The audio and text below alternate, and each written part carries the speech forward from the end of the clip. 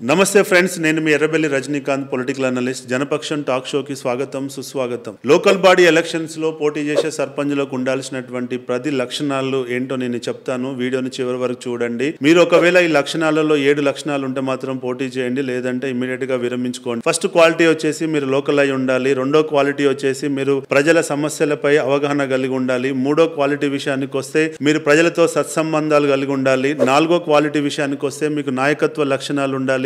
ఐదో క్వాలిటీ విషయానికి వస్తే మీకు pro development, pro welfare agenda ఉండాలి. ఆరో క్వాలిటీ విషయానికి వచ్చినట్లయితే మీరు ఆర్థికంగా బలంగా ఉండాలి. ఏడో క్వాలిటీ విషయానికి వచ్చినట్లయితే మీరు ఒంటరిగా పోరాటం చేసే వాళ్ళు అయి ఉండాలి. అంతే తప్ప మీరు ఎమ్మెల్యే సపోర్ట్ ఉందో, ఎంపీ సపోర్ట్ ఉంది కాబట్టి పోటీ చేస్తా అనుకుంటే మాత్రం ఇబ్బంది పడతారు. ఎనిమిదో క్వాలిటీ విషయానికి వచ్చినట్లయితే మీరు ప్రో డెవలప్మెంట్ ఎజెండాతో ఓటు అడగాలి తప్ప నేను మద్యం పంచిపెట్టి లేదంటే డబ్బు పంచిపెట్టి ఓటు అడుగుతాను అంటే ఇలా డబ్బుకు మద్యానికి ఓటు పడే రోజులు లేవు. అసలు ఏ ఫ్యాక్టర్ కు ఓటు పడుతుందో ఎవరికి తెలియదు. తొమ్మిదో గుణం వచ్చేసి మీకు సేవ చేసే గుణం ఉండాలి, సేవా భావం కలిగి ఉండాలి. ఏ మనిషి చూసినా సేవ చేయాలనేటువంటి ప్రేమ, ఆప్యాయత ఉండాలి. 10th క్వాలిటీ విషయానికి వచ్చినట్లయితే మీరు పరువు ప్రతిష్ట గనక ఎక్కువ ఇంపార్టెన్స్ ఇస్తే దయచేసి పోటీ చేయకండి. ఎందుకంటే ఎలక్షన్ లో దిగిన తర్వాత మీపై, మీ కుటుంబంపై ఎన్నో విమర్శలు వస్తాయి. తద్వారా మీరు మనోవేదనకి గురి కావాల్సి ఉంటుంది. పరువు ప్రతిష్ట నాకు అవసరం లేదనుకుంటేనే ఎలక్షన్ లో పోటీ చేయండి. మీరు ఈ రీల్ చూసిన వాళ్ళు ఇది ప్రతి ఒక్కరికి చేరవేయండి. జై హింద్.